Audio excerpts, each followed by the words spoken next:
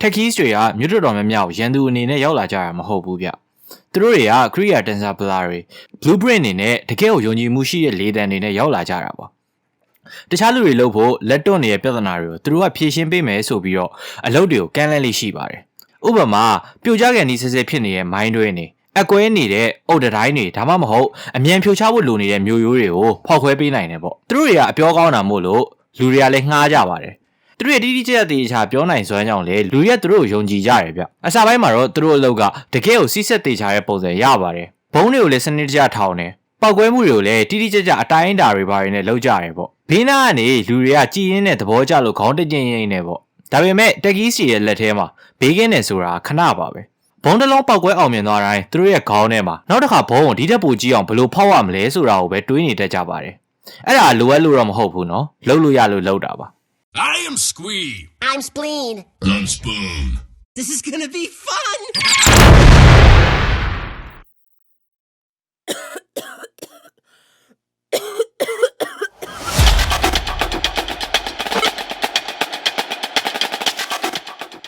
အားလုံးပဲမင်္ဂလာပါ Jason Gay ကန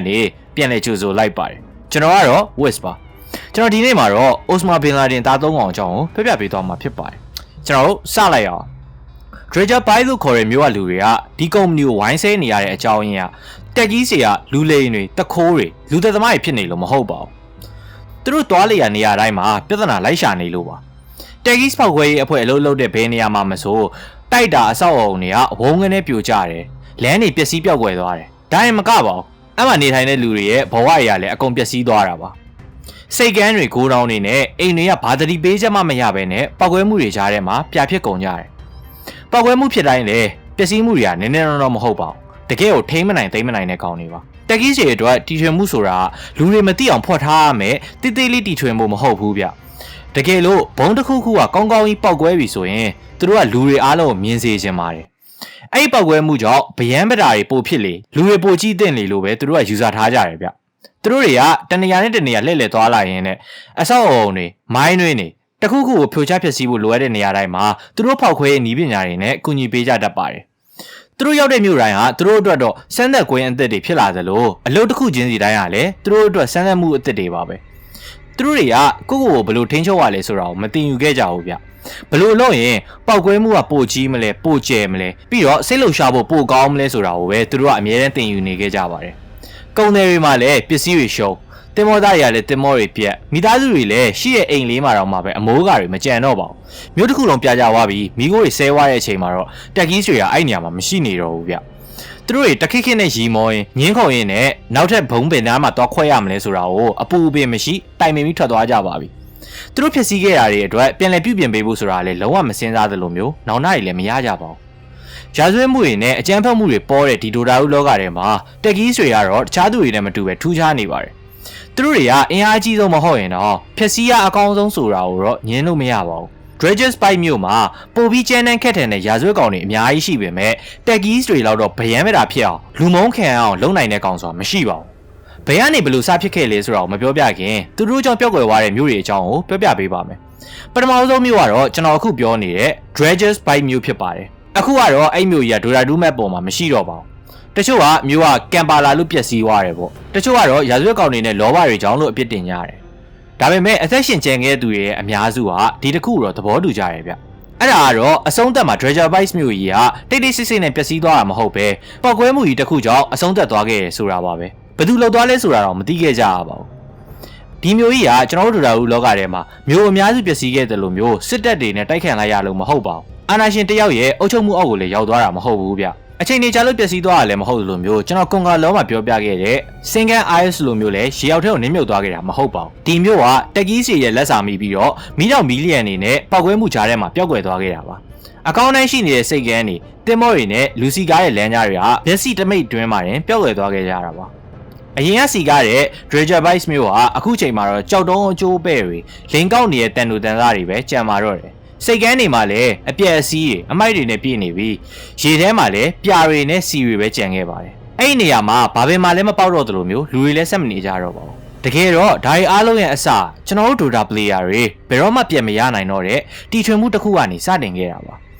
မြေအောက်ထဲမှာဖောက်တဲ့မိုင်းနေနဲ့လက်နဲ့ခွဲရတဲ့ဘုံတွေကနှီးလဲနှီးတယ်လို့မျိုးအန်နီရဲလဲများပါတယ်အဲ့ဒါကြောင့်မို့ဖောက်ခွဲရေးပါရမီရှင်၃ဦးဖြစ်တဲ့ Squee, Splin နဲ့ Spawn တို့ကအဝေးထိန်းခလုတ်နဲ့ခွဲမဲ့အကြံတစ်ခုကိုရခဲ့ပါတယ်။ Remote ကခလုတ်လေးကိုနှိပ်လိုက်ရုံနဲ့အဝေးကဘုံကိုဖောက်ခွဲလို့ရပါတယ်။အရင်ကလိုမျိုးဘုံသားမှာတွားရက်စရာမလိုတော့ပါဘူး။သူတို့အတွက်တော့ဒါတကယ်ကိုအလန်းစား Remote မိုင်းတီထွင်မှုကြီးပေါ့။ဘယ်မှပြေးကြမလို့စောင့်နေကြမလို့နှိပ်လိုက်ရုံပါပဲ။အရင်ကထက်ပိုကြီးမယ်ပိုကျယ်မယ်ပိုပြီးတဲ့ထိရောက်မယ်။တက်ကီးစီအတွက်ကတော့ဒါကိုတိုးတက်မှုတစ်ခုလိုပဲမြင်ခဲ့ကြပြီးတော့ NEO တော့မမြင်ခဲ့ကြပါဘူး။အဲ့ဒီတီထွင်မှုကို Dredges Bite မြို့ထဲမှာတစ်ခါပြီးတစ်ခါဆန်းသက်ခဲ့ကြပါတယ်။ပောက်ခွဲမှုတိုင်းဟာပိုပြီးကျန်းတဲ့လာတယ်။တစ်ခါတည်းတစ်ခါကန့်သက်မှုတွေကိုကြော်လာခဲ့ပြီးတော့အောင်မြင်လာတယ်လို့သူတို့ကသတ်မှတ်ခဲ့ကြတယ်ဗျ။မြေကြီးတွေကွဲတယ်တိုက်တာတွေရခံနိုင်ရည်အားနေလာတယ်ဆိုတာကိုတော့သူတို့မသိခဲ့ကြပါဘူး။အစကဒါတွေအားလုံးကဆန်းသက်မှုတစ်ခုအဆင့်အထိပဲရှိခဲ့ပြီးတော့နောက်ပိုင်းမှာတစ်ခုပေါက်ရင်နောက်တစ်ခုကပါလိုက်ပြီးပောက်ခွဲတဲ့ခွင်းဆက်ပောက်ခွဲမှုကြီးကိုရှာဖွေနိုင်ခဲ့ရတာကနေအကုန်စပြီးဖြစ်လာခဲ့တာပါ။ဘာဖြစ်နေမှန်းလူတွေမသိလိုက်ခင်မှာအရာအားလုံးကနောက်ကျသွားခဲ့ပါပြီ။ Dredges Bite မြို့ကြီးပျက်စီးသွားတာအမက်မထင်ဖြစ်သွားခဲ့တာမဟုတ်ပါဘူး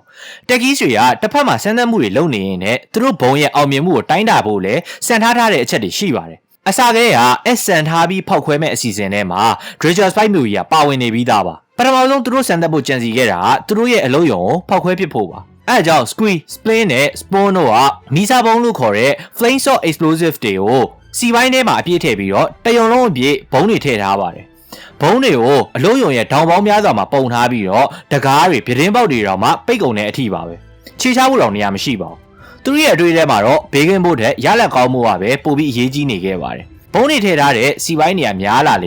အလုံးယုံကပိုပြီးတော့အန်ရီများလာလေပါပဲ။တက်ကီးစီကအဲ့ဒီအချိန်မှာမတော်တဆမှုကြီးဖြစ်လာတော့မယ်ဆိုတာကိုမသိခဲ့ကြပါဘူး။သူတို့တွေကအဲ့ဒီဘုံတွေထဲမှာတစ်ခုကိုမြို့နဲ့ဝေးရဲ့ကွင်းမြင်တွေကိုတည်သွားပြီးတော့စမ်းသပ်ဖို့လုပ်ခဲ့ကြပါတယ်။သူတို့ယူလာတဲ့ဘုံကိုမြေမြုပ်သူတို့ပုံဖို့အတွက်ကျင်းကိုတူးပြီးတာနဲ့ Splin ကကျွင်းထဲကနေခလုတ်ကိုနှိပ်ပြီးဘုံခွဲလိုက်ပါတယ်။ပထမကတော့ဘာမှမဖြစ်သွားခဲ့ပါဘူး။ကွင်းမြင်ကြီးကလည်းတိတ်ဆိတ်နေတော့မှာပဲ။ Splin လည်းပေါက်ရမယ့်ဘုံကမပေါက်တော့သူတို့ရဲ့စမ်းသပ်မှုမအောင်မြင်ဘူးထင်ပြီးတော့ကျွင်းထဲကနေထားရက်လိုက်ပါတယ်။ခလုတ်ကိုထက်ကတလဲလဲအသေးနှိပ်လိုက်တဲ့အခါမှာတော့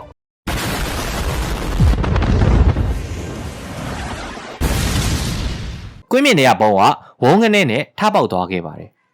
Screen နဲ့ Splin တို့ပျော်ပြီးထားခုန်နေကြတာပေါ့။ဒါပေမဲ့အဲ့ဒီအချိန်မှာပဲပြင်းထန်တဲ့အတန်လိုင်းနဲ့လေဒူးဖီယာဟာသူတို့ကိုလွင့်ထွက်သွားစေခဲ့ပါတယ်။ပောက်ခွဲတန်ကကွင်းမြင်ကနေလာတာမဟုတ်ပါဘူး။သူတို့ရဲ့အလုံးယုံစီကနေလာတာပါ။နားတွေကလည်းဝေဝါးနဲ့အလုံးယုံကိုအမြန်ပြန်ကြည့်တဲ့အခါမှာတော့အလုံးယုံရှိတဲ့နေရာမှာမီးခိုးတွေထွက်နေတဲ့ချိုင်းကွက်ကြီးပဲကြံမာတော့တယ်။သူတို့ Dredges Bite မြို့ကိုပြန်ရောက်တဲ့အချိန်မှာကောင်းကင်ဘောကနေတစ်သားစားတွေကြောက်တုံးတွေကဇက်တိုက်ပြုတ်ကျနေတော့မှာပဲ။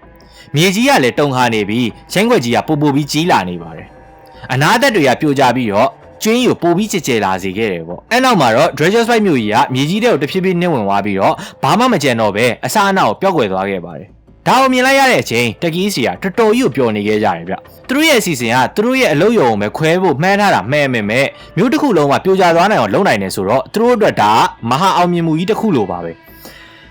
ဒီလိုနဲ့ပဲဒီစမ်းသပ်မှုကနေအလုံးယုံတစ်ခုစာလောက်ဘုံထောင်ရင်မြို့တစ်ခုလုံးကိုပါဖောက်ခွဲပစ်လို့ရတယ်ဆိုတာကိုသူတို့သိသွားခဲ့ပါတယ်။ဒါပေမဲ့သူတို့မသိလိုက်တဲ့အရာတွေလည်းရှိပါတယ်။သူတို့မသိလိုက်တဲ့အရာတွေကိုကျွန်တော်ဆက်ပြီးပြောပြပေးပါမယ်။ Tethering လို့ခေါ်တဲ့မြို့လေတက်ကီးဆက်ဘုံစာကိုမိသွားခဲ့တယ်ဗျ။ Tethering ဆိုတာအရင်ကစီကန်းရှိပြီးတော့ကုန်သွယ်မှုအားကောင်းတဲ့စီးပွားရေးမျိုးတစ်ပြုံဖြစ်ခဲ့ပါတယ်။မြို့ရိုးတွေကခိုင်ခံပြီးမြို့သူမြို့သားတွေကသူတို့မြို့ကတခြားမြို့တွေနဲ့အဝေးမှာရှိနေရမို့လို့ဘေးကင်းမယ်လို့ထင်နေခဲ့ကြပါတယ်။တက်ကီးတွေဘုံလာခွဲသွားတယ်လို့ထင်တယ်မလားအဲ့လိုမဟုတ်ပါဘူး။ Dredges Bite မြို့ကိုခွဲလိုက်တဲ့ဘုံရဲ့ပောက်ကွဲမှုက Tethering မြို့ထီကိုပါရောက်လာခဲ့လို့ပါ။တာဝါတိုင်းတွေပြိုကျတယ်ဈေးတွေကလည်းပြာရီဖြစ်ကုန်တယ်။ပောက်ကွဲမှုပြီးသွားတဲ့အချိန်မှာဒီမြို့လည်းဘာမှမကြံတော့ပါဘူး။အဲ့လောက်နဲ့လည်းမပြီးသွားဘူးဗျ။ထီပေါက်သွားတဲ့မြို့တစ်မြို့လည်းရှိနေပါသေးတယ်။အဲ့ဒါကတော့ Trapper Town မြို့ပါ။ Trapper Town ကနေရဲ့လူတွေကချင်းချင်းနဲ့နေလာကြတာဆိုတော့အဲ့ဒီမြို့ကနည်းနည်းလေးပိုပြီးခံနိုင်မယ်လို့ထင်ခဲ့ကြပါတယ်။ဒါပေမဲ့သူတို့လည်းမှားသွားခဲ့တယ်ဗျ။တက်ကီးတို့ထောင်လိုက်တဲ့ဘုံရဲ့ပောက်ကွဲမှုအားကြောင့် Dredges Bite မြို့ကလိုမျိုးပဲ Trapper Town မြို့ကလည်းမြေကြီးထဲကိုကျိုးဝင်သွားခဲ့ပါတယ်။အဲ့ဒီမြို့သုံးခုလုံးကဒိုရာတူရဲ့ကဘာပေါ်မှာနာမည်ပဲကျန်တော့ပြီးမြေပုံပေါ်မှာမရှိတော့ပါဘူး။အဲ့ဒီပျက်စီးသွားတဲ့မြို့တွေကမြို့တွေမဟုတ်တော့ဘဲနဲ့တခြားမြို့တွေအတွက်သတိပေးချက်တွေဖြစ်သွားခဲ့ပါပြီ။တက်ကီးတွေရောက်လာပြီဆိုရင်ဒုက္ခတွေလည်းပါလာတာပါပဲ။တက်ကီးတွေရောက်လာတယ်အလုံးစတယ်ခဏနေတော့မြို့ပြောက်သွားတယ်ဒါပါပဲ။အစကတော့အသေးစားပောက်ခွဲမှုတွေကနေစတင်ပါတယ်။ပြီးရင်ပောက်ကွဲမှုကပိုပြီးတော့ကြီးလာမယ်လမ်းတွေကွဲလာမယ်မြို့ရိုးတွေပြို့မီးတွေလောင်နဲ့အကုန်ဗျမ်းမတာတွေဖြစ်တော့တာပဲ ခဏနေရင်တော့မျိုးရက်စုညံလာတယ်လူတွေထွက်ပြေးကြတယ်ကုန်သွယ်မှုတွေရပ်တန့်သွားတယ်တက်ကြီးစီမျိုးတစ်ခုကနေထွက်သွားပြီဆိုတာနဲ့သူတို့ခြံခဲ့တဲ့မျိုးဟာမပေါက်ကွဲသေးတဲ့ဘုံတွေအပြည့်စည်းရည်နဲ့ပြည့်တဲ့နေရာအဖြစ်ပဲကြံခဲ့ပါတယ်ဒီလိုမျိုးခဏဖြစ်လာလို့တော့တက်ကြီးစီကိုလက်ယူရှုဖို့မဖြစ်နိုင်တဲ့အခြေအနေတစ်ခုဖြစ်လာခဲ့ပါတယ်ဒါပေမဲ့လည်းသူတို့ကဂီရောမဆိုင်ပါဘူးသူတို့၃ယောက်ကမြေကြီးအောက်မှာစောက်ထားတဲ့သူတို့အိမ်တွေရဲ့အစောမှာထိုင်ပြီးမျိုးကြီးတွေပြိုကျပျက်စီးနေတာကိုထိုင်ကြည့်ကြပါတယ်ကြောက်နေရမယ့်အစားသူတို့တွေကပြုံးနေကြတယ်ရဲနေကြတယ်မြေကြီးတွေပြိုကျလာတဲ့အတန်ကြားပြီဆိုတာနဲ့သူတို့တွေကတခိနဲ့ကိုရည်နေကြတာဗျဘေးနားမှာအသက်ရှင်ကြံရင်ခဲ့တဲ့သူတွေကဒေါသထွက်ပြီးတော့အော်ဟစ်နေကြပေမဲ့လေသူတို့ကတော့ဂီယူမဆိုင်ပါဘူးသူတို့စိတ်ထဲမှာအရာတစ်ခုပဲရှိပါတယ်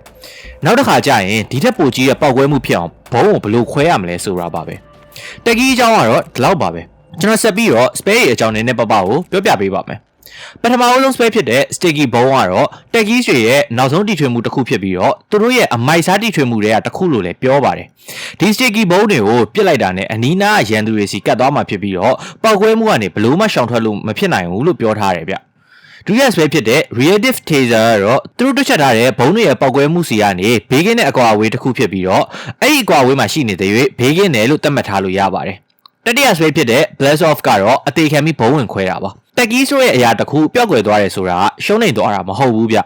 အဲ့ဒါဟာသူတို့မသိရင်သူတို့အတွက်နောက်တဲ့တီထွင်မှုတစ်ခုကိုအထောက်အကူပြုမဲ့အချက်အလက်အသစ်တွေရစေတယ်လို့ယုံကြည်ထားပါတယ်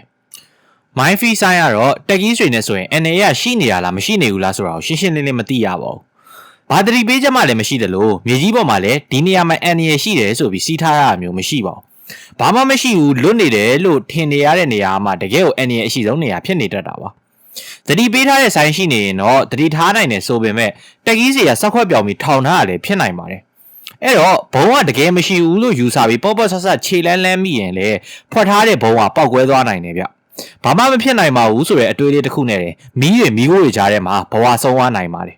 တက်ကြီးစီအတွက်ကတော့ဒီလိုဖြစ်တာကိုကသဘောကျစရာပါပဲသူတို့အတွက်မထင်မှတ်ဘဲနဲ့ဖြစ်သွားတာကိုကပျော်စရာတစ်ခုပဲလေနောက်ဆုံး ultimate ဖြစ်တဲ့ proximity မှာကတော့တက်ကြီးတွေကိုတက်ကြီးဖြစ်စေတဲ့အရာပါRamo Wine မရှိတော့ပေမဲ့လေဒီဘုံနေနဲ့ပဲမျိုးတွေတစ်ခုပြီးတစ်ခုကိုပြဖြစ်သွားအောင်လုပ်နိုင်ခဲ့ပါတယ်။ဘာလို့ပဲပြောကျွန်တော်တို့ကတော့အရင်ကလို Ramo Wine ကိုပြန်မထည့်ပေးမချင်း Veil ကိုတော့ဘောပါပဲ။ Spain အကြောင်းတွေလည်းပြောပြပြီးပြီဆိုတော့ကျွန်တော်ဒီဗီဒီယိုရဲ့အဆုံးသတ်အနေနဲ့ fan fact ကိုပြောပြပေးပါမယ်။ fan fact ဆိုတာတဲ့တက်ကြီးရဲ့ immortal set ထဲကဆင်ရဘယ်နာဘယ်လိုရလာလဲဆိုတာကိုပြောပြပေးသွားမှာပါ။မျိုးသုံးခုပြဖြစ်သွားပြီးတဲ့နောက်မှာဒီသုံးကောင်ဆက်ပြီးတော့အဖျက်အမောက်တွေလုပ်ဖို့စမ်းသပ်မှုတွေထပ်ပြီးလုပ်ခဲ့ပါသေးတယ်။ကံကောင်းသွားရပဲပြောရမလားသူရဲ့စမ်းသပ်မှုကတက်ချွတ်မှုနည်းနည်းလေးလွဲသွားခဲ့ပြီးတော့မအောင်မြင်မဲနဲ့သူတို့တွန်းနေတဲ့သူတို့အားကိုးရတဲ့လှဲကအစိတ်အမောင်နဲ့ပျက်စီးသွားခဲ့ပါတယ်အဲ့ဒီတော့ squee ရဲ့ spleen ရဲ့ spawn တို့ကသူတို့အတွက်လဲသစ်ရှာရမယ့်အစားအဖွဲထဲကိုပစ္စည်းရည်တည်ဖို့အတွက်စင်တကောင်ခေါ်ဖို့အတွက်အကြံရလာခဲ့ပါတယ်သူတို့လိုအိုဆမာဘင်လာဒင်သားတွေအတွက်နောက်လိုက်ဖြစ်ရမယ့်စင်ရလဲတာမန် survival skill နဲ့တော့မရပါဘူးအဲ့ဒါကြောင့်မို့စင်ကိုတေချာရွေးချယ်ခဲ့ကြပါတယ်ရွေးချယ်တဲ့နေရာမှာအသက်မသေးစေမဲ့နီးတွေကိုပဲသုံးမယ်လို့သူတို့ကဆုံးဖြတ်ထားတယ်ဗျဒီလိုနဲ့စင်တွေကိုနီးမျိုးဆန်းသက်လိုက်တာနောက်ဆုံးမှာတော့ကံကောင်းထောက်မစွာနဲ့စင်တကောင်ပဲအသက်ရှင်ပြီးကြံခဲ့ပါတယ်အဲ့ဒီစင်ရပဲ immortal set ထဲကစင်ဖြစ်လာခဲ့တယ်ပေါ့ကဲတက်ကြီးအကြောင်းလည်းသိပြီးပြီဆိုတော့ဒီနေ့ဗီဒီယိုကတော့ဒီလောက်ပါပဲကျွန်တော်နောက်တစ်ပတ်မှာကျွန်တော်ကြိုက်တဲ့နောက်ထပ်တစ်ကောင်ကိုတင်ပေးသွားမှာဖြစ်ပြီးတော့အဲ့ဒီနေ့မှာပဲဖူးကိုတင်ပေးပါမယ်ဒီအပိုင်းမှာစိတ်နဲ့လူနဲ့မကတ်တာမို့လို့ content တွေနောက်ကျနေတာရော quality ဘိုင်းမှာရောကြာသွားတာမျိုးရှိရင်အနူးညွတ်တောင်းပန်ပါတယ်ကျွန်တော်နောက်တဲ့တစ်ပတ်မှာတွေ့တော့ပေါ့